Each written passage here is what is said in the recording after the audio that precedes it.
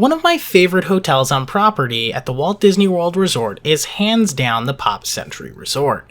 I don't really know why, especially since I've stayed at practically every other resort at Disney World. It could just be that it was the first hotel that I ever stayed at when I was only 3 years old, but the theme giving throwbacks to the 1950s, 60s, 70s, 80s, and the 1990s, in my opinion, is just really cool to look at. But there's the problem. As I just said, they only have sections of the resort themed to the second half of the 20th century. Pretty odd considering that it's called the Pop Century Resort. What's up with that? To all who come to this happy place, welcome.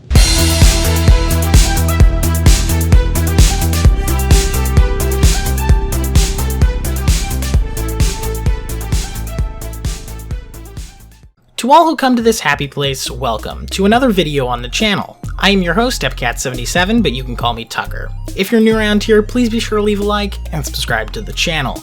Also, check out my Discord server. There you can interact with me and other subscribers to the channel. Check it out in the link in the description. And without any further ado, let's jump right into the video. Today, all about Disney's Pop Century. So why does Disney's Pop Century Resort only have half a century? Originally, that wasn't the case, but to get the full story, we have to start from the beginning. It begins in the mid-1990s, when the Walt Disney Company was building the All-Star Resorts.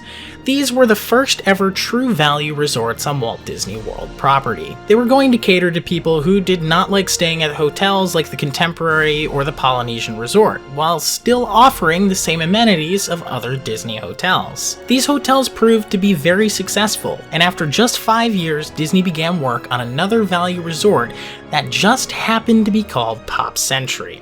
The Pop Century Resort was going to be the largest resort on property with over 5,760 standard rooms.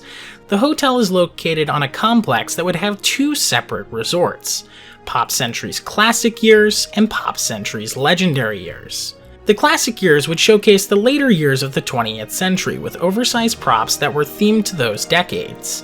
The Legendary Years would showcase the first half of the 20th century with oversized props that would be themed to those decades. These two resorts would be separated by a jogging path and Hourglass Lake. The Classic Years side of the resort was set to open sometime in 2001 and the Legendary Years in 2003. This all sounds great, so what happened? After 2 years of construction on both the Classic Years and the Legendary Years, Disney was worried that portions of land on the property were unfinished and not ready for guests.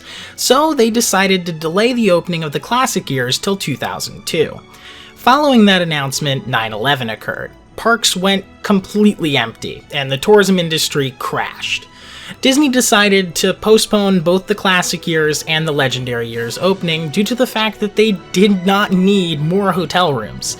In 2002, the Walt Disney Company continued construction on the Classic Years side. Pop Century's Classic Years began taking reservations on April 22, 2003 and opened on December 14, 2003.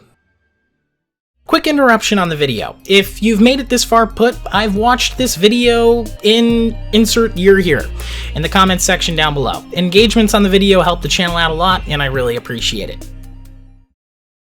So great, the Classic Years is done. What about the Legendary Years? As construction continued on the Classic Years, the Legendary Years was left in the state that it was in 2001. When the Classic Years opened in 2003, the Legendary Years were still the same as they had been when construction had stopped in 2001.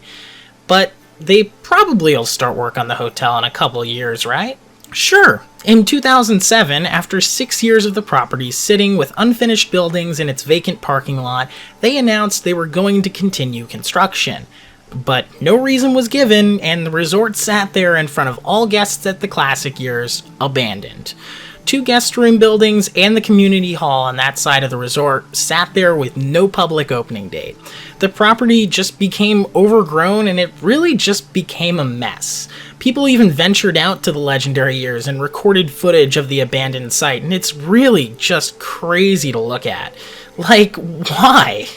The property was left from 2001 until something finally was done in 2010, but it wasn't the Legendary Years. Disney instead announced that they were planning to build the Art of Animation Resort. The resort was going to be themed through classic Disney animation. Themes included Cars, The Little Mermaid, Finding Nemo, and The Lion King. The themes would be conveyed in the same way as all the other value resorts, with oversized props and decor. Instead of all standard rooms like most of the other value resorts, the Art of Animation opted for 1,120 family suites for guests. These family suites were originally tested at the All-Star Music Resort in 2007 and had much success, with just over 100 rooms that were converted from standard rooms. These family suites are much larger than the other standard rooms at the resort and can hold up to 6 people per room.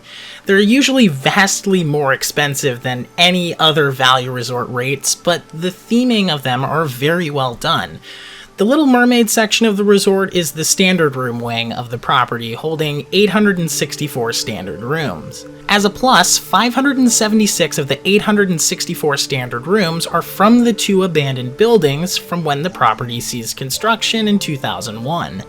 So if you stay in one of those rooms, chances are you are in one of those original buildings. Pretty cool to think about, at least in my opinion. Disney's Art of Animation Resort opened on May 31st, 2012, and people loved the resort. I too stayed there a little after it opened, and the resort is amazing.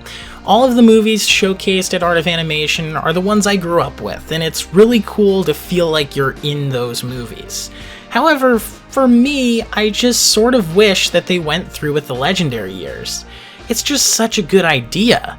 I love Pop Century as it is, but not gonna lie, the idea that I could walk around a huge Monopoly board like Monopoly video games nowadays, it's just really cool to me. I've seen people say, oh, it's because nothing good happened before the 50s and it just wouldn't relate to people nowadays because most of the people aren't from that time period anymore. But I would say that plenty of good things happened back then, and definitely people could relate to the things that were from that time period even today. I mean, sure, the novelty of, oh, I remember that from when I was a kid would wear off, but it's just like that at the classic years. The hotel is a showcase of all the cool things that came out of those decades. I don't know, maybe it's just me, but I don't see why they couldn't have just put the Legendary Years in there and then found another location for Art of Animation. But now, Pop Century's Legendary Years will be forever frozen in time, never to be seen on Walt Disney World property, and that's why the Pop Century Resort only has half a century.